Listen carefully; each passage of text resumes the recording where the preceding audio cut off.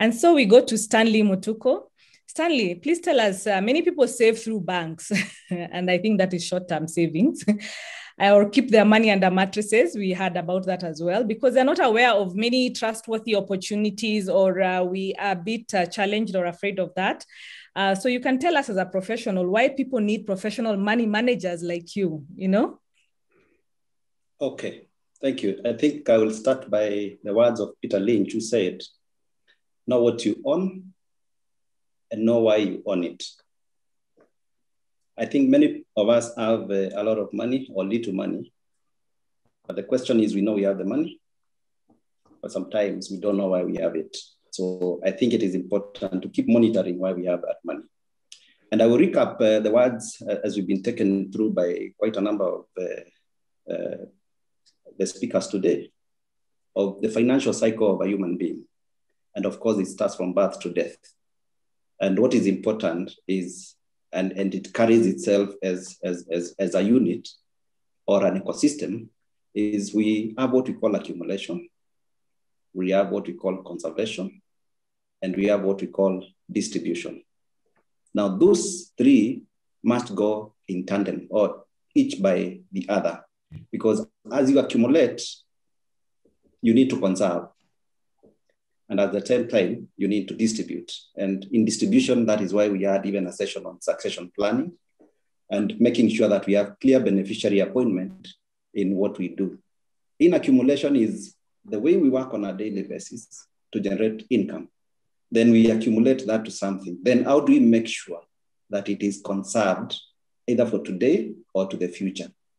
The people who believe in the Bible, it talks about, as a human being, you need to save for your children's children, not just for your children. And most of us are talking about just retirement. But beyond retirement, there's death, but you have left a generation of children and another one of your grandchildren. And that is what the Bible says, that you push it to the grandchildren. Now, what does it mean? It means that we need to save, we need to add value to that money. Now, the analogy you have given of us having money in banks and mattresses, I want to analyze it in two perspectives. And the key elements of any investment is risk and return. Let's just look at having money in the bank. Of course, that money is safe, yes, by the words of or feeling of being safe in quotes, because a bank can also collapse. What happens if it collapses? We can only be able to get up to 100,000 Kenya shillings. That is what is guaranteed for now, as per our regulations. But two, when it's in the bank, we are talking about the safety, yes. We are talking about accessibility. You can access the money as and when you need it. So the issue of having it in the longest term, you might not be there. When we come to the issue of the mattress, on the risk element, the money can be stolen, the money can be burnt, and the money can even be eaten by rodents or rabbits or whatever it is. So now, if we go to the returns, you realize the banks will just give you minimal in terms of a return, if it is in a savings account or a fixed income, a fixed deposit account. But we've just been taught about inflation, the value of money over time. And we've been told your money can be halved within no time because of just putting it nowhere. And so even in a mattress, the total loss of value, because there's nothing in terms of return. So I think we should think about that as we put money wherever we are putting it. Now, the ecosystem of money markets or money managers is twofold. One, we have regulated entities. We have unregulated entities. We have regulated products within regulated entities, and there could be possibility of having unregulated products within regulated entities. And then two, we have regulated individuals who represent the money managers and unregulated individuals. And so we need to clearly define who we want to deal with. And this is where money managers who are professional will come in terms of bridging the knowledge gap that the investor has and the money manager has, and the regulator has also provided information on that. And so for me, you need to identify, one, who are the money managers. 2, you need to identify who are the intermediaries who are working for these money managers, and are they professionally qualified? Are they also licensed? And because there are proficiency certifications that are required, do they have them? And my recommendation is identify an intermediary working with a money manager who is professionally qualified and properly regulated in terms of certification, and especially with the Capital Markets Authority. We have certification from the Chartered Institute for Securities and Investments, which works hand in hand with the Capital Markets Authority to ensure all our intermediaries are properly certified. Now, 2, you will also realize that the money managers have a structure that has been provided on the way they do things, and they need to provide this to yourselves. And this information will be provided to you through the money manager, that is the fund managers or stockbrokers or whoever it is, and then their intermediaries will be able to give this. So a discussion needs to happen between you and the person you choose to work with. Now, of importance is you need also to ask yourself, what are your specific needs that you have on savings and investments, and how can they be met or satisfied?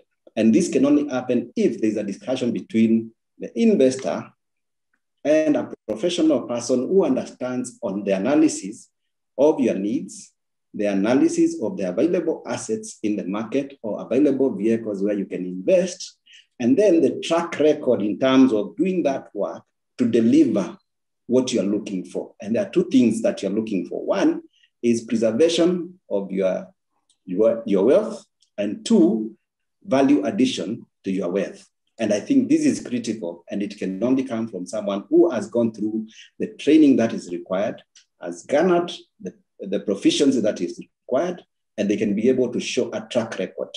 Now, number 3, the importance of working with money managers. 1, it's because they are regulated.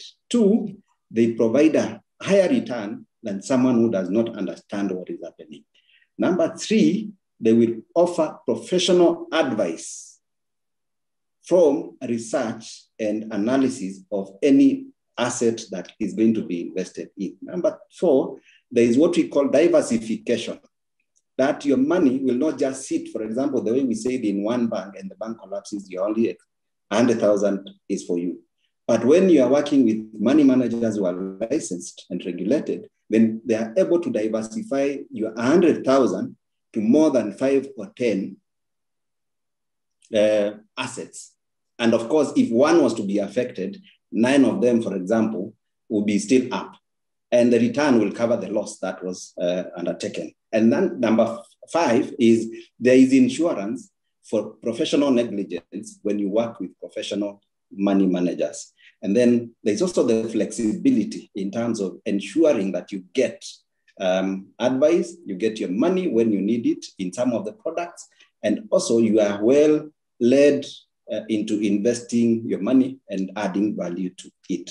Now, critical to it is what are the options in this market? And of course, we can talk about 2 things which are important. We have cash and we have land. And in Kenya, of course, we have property or land is very close to our hearts. And I appreciate the Capital Markets Authority because of regulating this area by providing a framework in what we call real estate investment products, which of course will be a discussion by one of our panelists in the next session. And this provides, 1, a return in terms of value, dividends, and it's traded in the stock exchange. So you can be able to buy in and buy out. So you will not be tied in a plot that you bought in Garissa and you live for 10 years, the value is still the same or worse. And if you wanted to cash out, you cannot be able to do within the right time. Then we have the collective investment schemes. And this has grown the fastest, I think, in Kenya, looking at the last 10 years. I was challenging and laughing with the regulator the other day, telling them, you set a strategic plan which was talking about 100 billion shillings as a target for 5 years. And we've been able to surpass that as an industry within 3 years. So what it is saying is people are now educated or knowledgeable on the value of putting their money where it's supposed to be and then getting the return that is required. And so in the collective investment industry, we have what we call the money markets, which are the most popular. And of course, we always say this is somewhere you are just parking your money as you think of what to do, although it gives you value better than what you would get in a normal savings or fixed deposit account, but it also beats inflation most of the times. But now, as you think what to do, there are other funds that we also have, what we call the equity funds.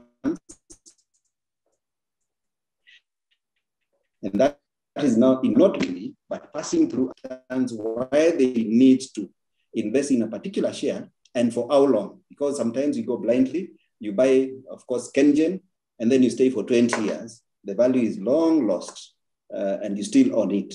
So the value that is added by the money managers is they are able to analyze, they're able to position, they're able to advise when to come out at the right time. Then two, we have the bond funds, which invest in fixed incomes or the bonds in the market. And so there's quite a bit of knowledge that we might need to pass in terms of options that are available. And we are quite a number of professional money managers in the industry who have been licensed and regulated by the Capital Markets Authority. And we invite you to join either of them, but discuss with an intermediary who is properly qualified. And you can always check if they are with the fund manager or with the Capital Markets Authority for you to be safe and not to be to regret at any or to be sorry at any point.